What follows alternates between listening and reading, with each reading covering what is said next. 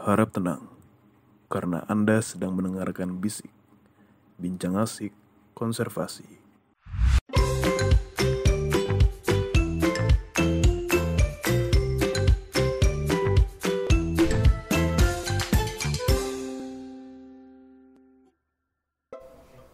Hai, halo generasi konservasionis, kembali lagi di Bisik, Bincang Asik Konservasi.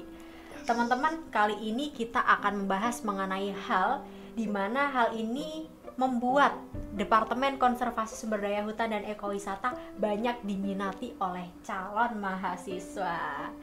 Apalagi kalau bukan ekowisata. Sebelumnya perkenalkan, aku Hekmatiar Aulia Ayuba dari KSHE 57. Pembahasan mengenai ekowisata ini akan disampaikan oleh Kang Ihwan Ahmad Mujahid dari DKSHE 57 yang merupakan anggota dari kelompok pemerhati ekowisata Himpunan Mahasiswa Konservasi Sumber Daya Hutan dan Ekowisata.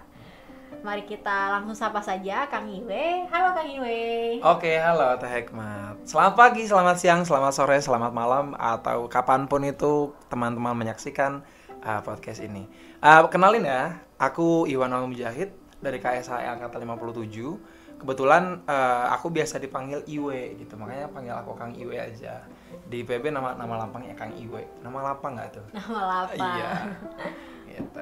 Ya, aku kebetulan dari anggota kelompok pemerhati ekowisata kebetulan karena memang di Himakova sendiri ya, sedikit cerita ya. Himakova tuh memang ada kelompok pemerhati gitu kan, ada banyak kelompok pemerhati, ada kelompok pemerhati mamalia, ada burung, ada herpetofauna, ada kupu-kupu, ada flora, ada gua, gua, ekowisata sama fotografi konservasi. Nah di antara itu semua dari aku sendiri ya, itu lebih minat ke ekowisata gitu, makanya dari tingkat 2 kemarin, ini kan tingkat 3 saya sekarang ya.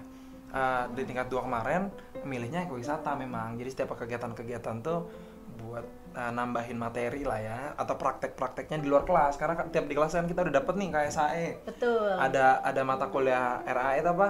Rekreasi alam. Terus apa lagi teh yang kemarin? Interpretasi alam. Nah itu kan udah ada materi-materinya gitu kan, di dalam kelas prakteknya udah juga lumayan.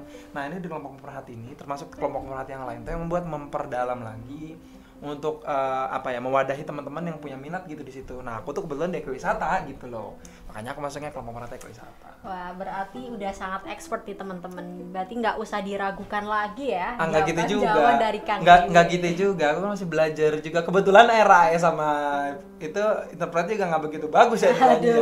Jadi ya ngobrol-ngobrol aja boleh atau ya? Siap. Oke, mungkin langsung saja ya Kang. Kita merujuk pada pertanyaan yang pertama. Yes, boleh. Menurut Akang sendiri, apa sih ekowisata itu? Oke, ekowisata ini menurut aku pribadi sendiri ya, Teh ya.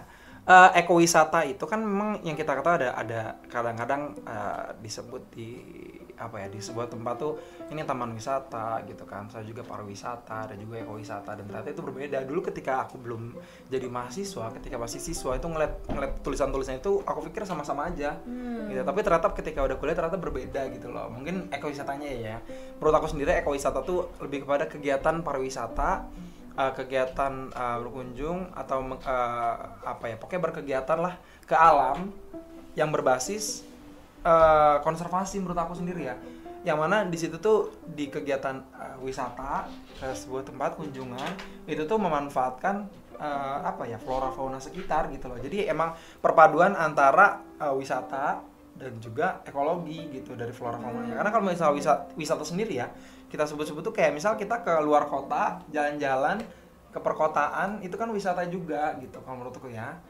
Jadi kalau misalnya ekowisata tuh lebih kepada jalan-jalan yang diselaraskan atau dikolaborasikan atau ya pokoknya itulah ya sama ekologi gitu loh Teh. Menurut aku sendiri ya, tapi kalau misalnya teman-teman tahu mungkin boleh di komen dijelasin lagi. Berarti singkatnya ekowisata itu kegiatan wisata yang berbasis alam ya, yes, di mana objeknya itu bisa berupa flora, fauna ataupun ekologi yang ada di sana sendiri. Betul sekali. Oke. Kan kita bisa dibilang baru saja lepas dari COVID-19 ya Kak. Iya. Era COVID-19, kondisi pariwisata bisa dikatakan berhenti. Lalu bagaimana sih perkembangan pariwisata atau ekowisata bahkan sekaligus di era saat ini? Era sekarang ya, kondisi perkembangan ekowisata menurut aku sendiri ya. Ini cukup menarik sih bahasannya. Karena dari aku sendiri kemarin ketika masih online, itu tuh kebetulan aku kan orangnya yang suka nongkrong banget ya, banyak banget nongkrong kesana kemari. Ada momen dimana saya itu nongkrong, sorry ya kalau misalnya emang agak kasar, tapi memang lagi nongkrong malam-malam. Di situ ada om-om, ada temen aku juga, karena om-om itu tetangga dari temen aku dan aku main di rumah temen aku gitu. Nah di situ kelihatannya dia tuh orangnya banyak bercanda, kayak sorry saya kayak first impressionnya kayak kurang gitu loh. Tapi ketika udah bahas tentang pekerjaan segala macem, ternyata om itu punya wawasan luas. Apa itu? Kayak misalnya contohnya kayak gini yang aku sebutin ya. Misal gini, ketika lagi pandemi, orang-orang tuh masih apa ya? Mungkin bisa dikatakan harusnya secara kebijakan dan aturan itu kan dia harusnya di rumah terus ya. Dia di rumah terus, tapi ketika udah flow-nya sudah menurun, itu tuh kan orang-orang sudah mulai berbondong-bondong karena hitungannya kayak saya pribadi ya, saya tuh nggak kuat sama diem diri di satu tempat. Tapi ketika udah nurun tuh kayak gue harus keluar gitu kan. Nah, contoh yang disebutin sama om itu adalah kebun teh di puncak, atau kebun stroberi di puncak. Itu tuh kan secara kalau misalnya, teh kan pernah ke sana? Masih belum sih Kang. Belum pernah. Tapi lewat jalannya pernah. Belum pernah. Belum juga. Jadi gini teh, di sana tuh ada kebun itu tuh kayak bukit tapi ditutupnya banyak ditutupinnya sama kebun stroberi, kebun teh gitu di sana. Dan sebenarnya kalau dilihat-lihat ya itu cuma kebun doang, cuma memang tatanannya rapi. Itu ada jalur jalannya segala macam. Jadi kalau misalnya di foto masih looks good lah, masih enak gitu. Cuma yang di highlight adalah gini, kenapa orang-orang masih banyak banget ke sana, suka banget ke sana, sedangkan kondisi stroberinya itu asam sebenarnya, nggak begitu manis-manis amat. Kemudian kebun teh misal, itu cuma daun-daun doang sebenarnya, cuma karena tatanan yang rapi, itu orang-orang jadi suka ke sana. Makanya kalau menurut saya sendiri, suatu hal itu jadi hal bisnis ketika kita melihat ada suatu pemandangan, karena menurut saya sekarang nih yang banyak diminati sama masyarakat di luar sana adalah jualan pemandangan, bukan jual yang produk segala macam. Oke lah, itu juga butuh, tapi healing tuh perlu gitu loh, apalagi kita anak muda ya. Anak muda butuh banget healing. Ini semester 6 ya. Semester 6 tugasnya banyak banget, kayak tiba-tiba woi ke warpat atau woi ke kebun teh gitu kan. Itu kadang ada aja gitu. Tapi kalau balik lagi ke perkembangan ekowisata ya, menurutku udah jauh lebih meningkat lagi. Dan bahkan perkembangannya sudah pesat gitu. Kenapa? Karena banyak sekarang spot-spot di bahkan kafe-kafe yang biasa tuh kayak kafe-kafe cuma isinya ruangan, kemudian ada apa yang jual-jual kopi segala macam kan di dalamnya kan. Itu tuh kita sebatas minum aja biasa. Tapi kalau sekarang tuh banyak yang memadukan dua hal itu, antara tempat nongkrong, anak muda banget, terus jual bisnis kopi dan juga bisnis pemandangan. Gitu. Kayak misal kemarin kebetulan beberapa hari yang lalu saya ada tour lab ke Mega Mendung. Gitu. Ya, dan kebetulan di situ tuh habis acara selesai saya pulang, tapi ada teman saya, dia tuh jalan gitu, Mas. Jalan gitu. Nah, jalan-jalannya itu ternyata dia menemukan hidden gem gitu. Hidden gem di situ tuh udah berpas-pas di SG-nya ya. Itu dari saya sendiri tuh kayak sedikit iri, kenapa kemarin langsung pulang. Padahal kalau misalnya naik dikit atau jalan dikit lagi, itu sekiranya sejam lagi itu dari tempat tour lab kemarin. Itu tuh hidden gem yang tadi memadukan itu, coffee shop, kemudian tempat nongkrong juga, dan juga jualan pemandangan gitu. Dan itu enak banget buat sans chill buat anak-anak muda zaman sekarang. Gitu. Nah, makanya kalau perkembangan ekowisata sekarang tuh udah jauh lebih pesat, karena kayak orang-orang mungkin sudah melihat tentang apa yang Om tadi disampaikan, yang tadi Om tuh orang-orang tuh akhirnya sudah melihat akan hal itu. Jadi ketika memang ada sebuah lokasi yang nggak diapa-apain tapi punya pemandangan, itu langsung dijadikan sebuah tempat buat bisnis. Bahkan tahu nggak sih di mana, aku juga lupa ya. Tapi ada lokasi yang mana rumah kakek atau rumah bapak, yang mana ketika dia keluar rumah halaman belakang air terjun. Tahu nggak? Yang sedang viral itu. Iya, yang lagi viral namanya Pak Yayat gitu, lupa pokoknya. Nah, itu tuh sebatas itu aja akhirnya sekarang jadi tempat wisata orang-orang, ekowisata orang-orang datang ke sana buat lihat view-nya sepemandangan itu. Karena dulu si bapaknya itu suka ke belakang cuma sebatas minum kopi, entah ngerokok apa enggak, cuma sambil ngeliatin itu pemandangan. Kemudian diviralkan, orang-orang tahu, banyak berkunjung sana. Ketika orang-orang datang ke sana, akhirnya si bapak tuh sebenarnya kayak cuma punya rumah, tempat tinggal, tiba-tiba ada pemasukan baru dari situ gitu loh. Nah itu yang sekarang menurut aku ekowisata nih udah perkembangan udah pesat banget. Ada spot kecil, ada spot kosong diisi kayak itu kan yang mixu deh. Itu ruko kosong mixu, ruko kosong mixu, ruko kosong mixu ya kan mixu yang mana? Itu ekowisata menurut aku sendiri ya. Panjang ya jawabnya, maaf ya. Bawel bacanya. Sangat menambah pengetahuan sih kan.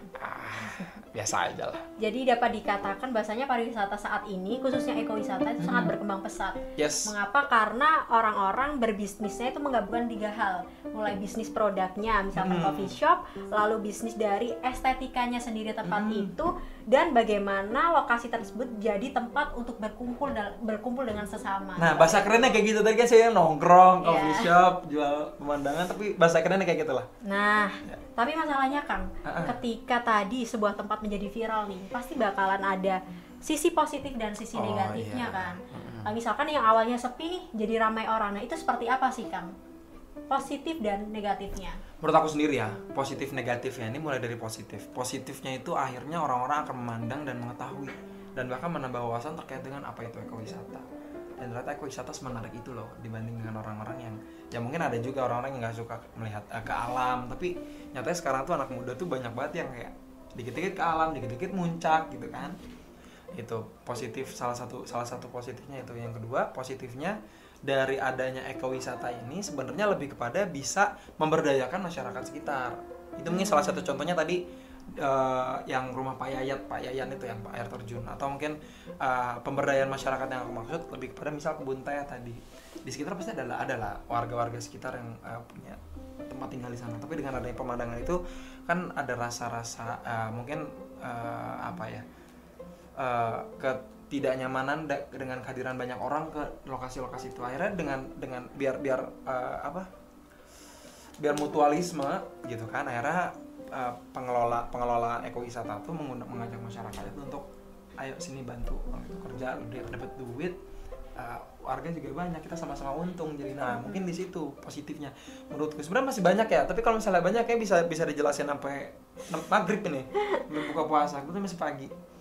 Nah, kalau negatifnya ya menurutku tadi salah satunya adalah bisa jadi bisa jadi mengganggu kenyamanan warga sekitar, masyarakat lokal.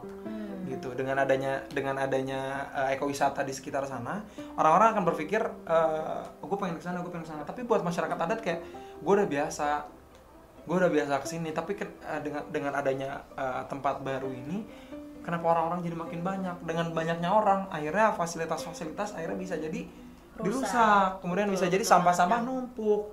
Nah itu yang jadi menurutku yang harus diperhatikan sama kita semua, apalagi kita sebagai mahasiswa atau mungkin adik-adik yang masih SMA, SMP, SD, atau mungkin bapak-bapak, ibu-ibu. Itu menurut saya itu masih kita tuh punya power untuk campaign, untuk kampanye bahwasanya lingkungan itu memang harus dijaga. Karena tadi pertanyaan tadi, perkembangan ekowisata sekarang udah meningkat pesat. Ketika kebersihan, kenyamanan itu nggak dijaga, itu akhirnya jadi nggak bagus lagi menurutku.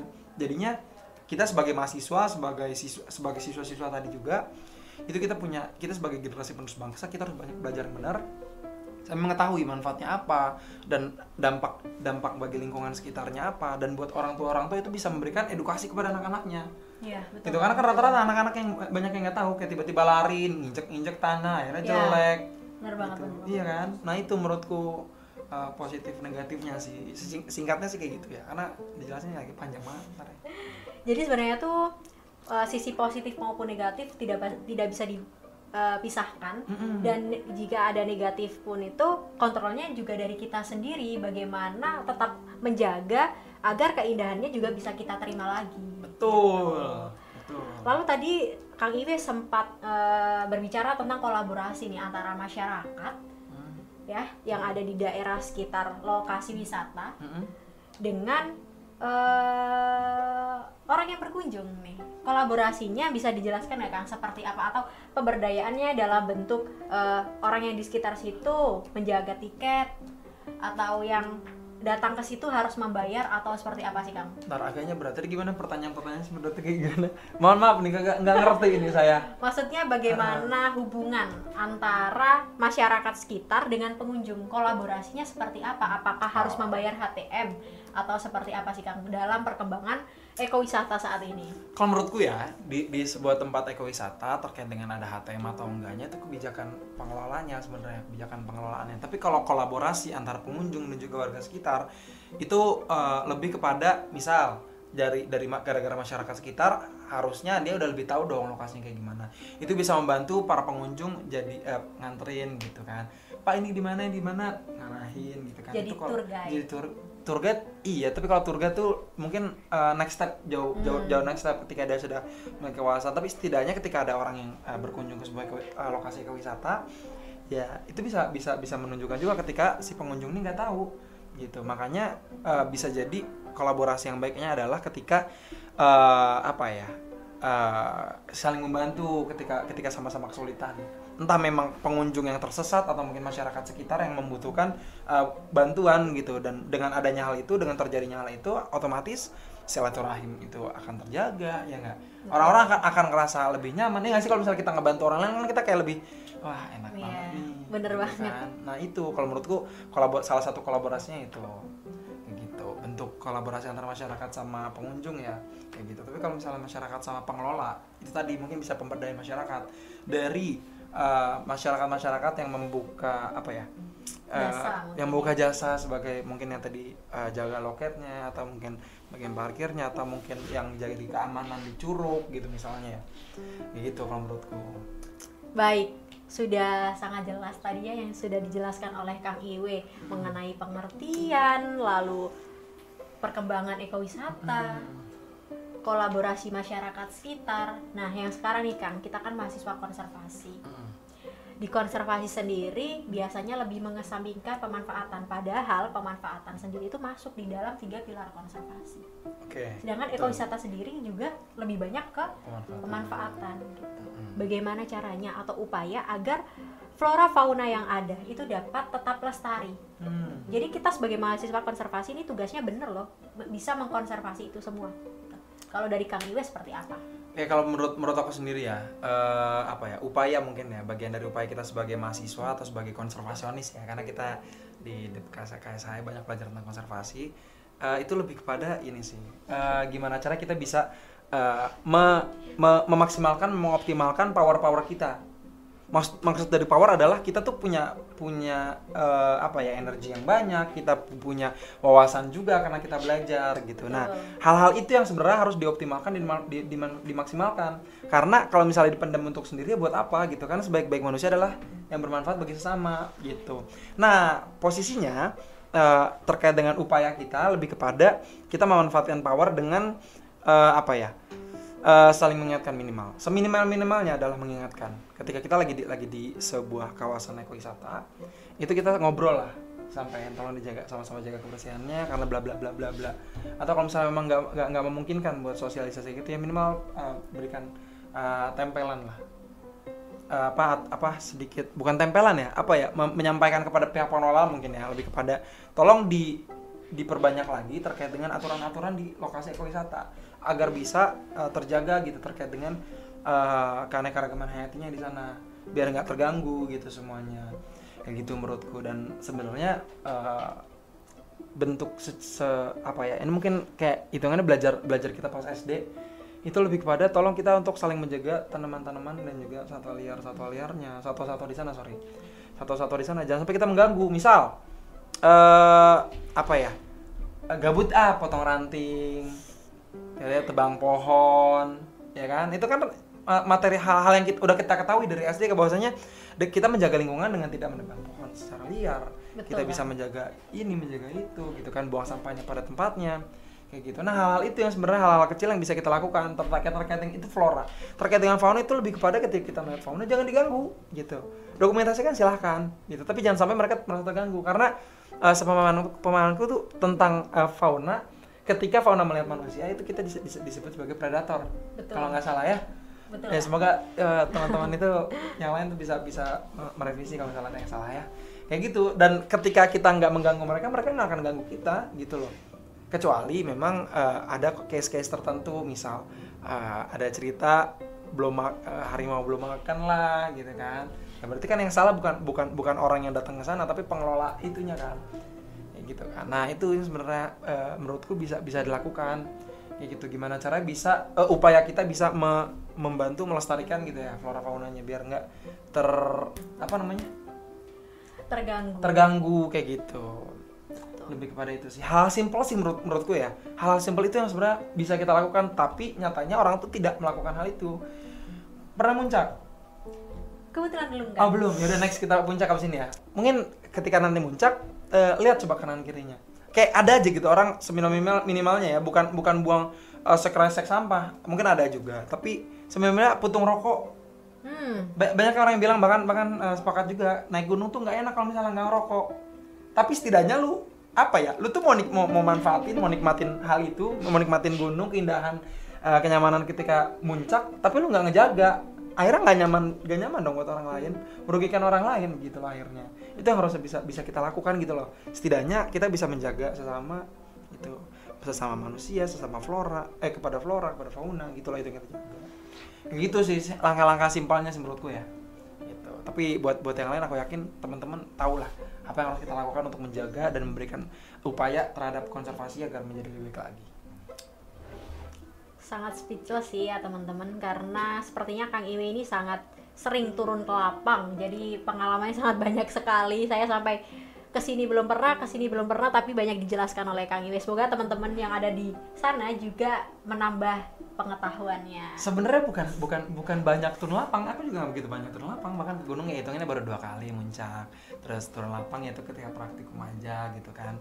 Lebih ke ini orangnya yang banyak bacot gitu loh, maksudnya yang banyak ngomong gitu loh orangnya gitu, jadi kayak ya kelihatan so iya aja sih.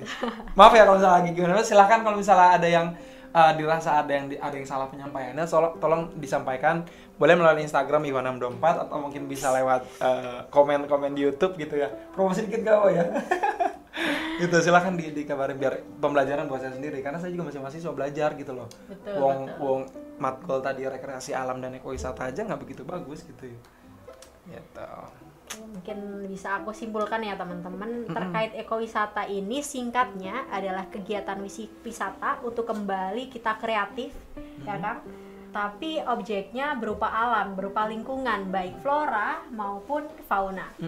Nah, perkembangan ekowisata saat ini tuh sangat berkembang pesat gitu, dimana kebutuhan dari masyarakat sendiri itu banyak yang ingin kembali ke alam, karena dari alam kita bisa refresh, bisa kembali kreatif, bisa kembali healing bahasanya seperti sekarang gitu. Akan tetapi catatannya adalah ketika suatu objek atau tempat menjadi lebih banyak dikenal oleh manusia, potensi kerusakannya juga sangatlah besar. Betul. Maka dari itu kesadaran kita sebagai mahasiswa nih khususnya harus bisa bagaimana cara mengedukasi, bagaimana caranya untuk mencegah mulai dari hal-hal yang kecil seperti tadi yang disampaikan Kang Iwe adalah jangan merusak tanaman, jangan mengganggu flora, jangan mengganggu fauna seperti itu. Dan yang terakhir yang paling di highlight adalah bagaimana kita bisa bermanfaat untuk sesama gitu, khususnya bagi flora maupun fauna. Terima kasih banyak ya Kang Iwe sudah berkenan untuk hadir ke studio kita. Mungkin untuk penutup bakalan ada slogan nih Kang. Oh, apa tuh slogan? Oh, ada, saya bilang sampai bertemu di Bisik, bincang asik konservasi. Ada gayanya nggak? Gimana ya, belum bikin sih ini. Gini biar seru. Bincang asik konservasi. Baik, teman-teman, sampai bertemu lagi di Bisik Bincang Asik Konservasi. Terima kasih. Goodbye. Thank you semuanya.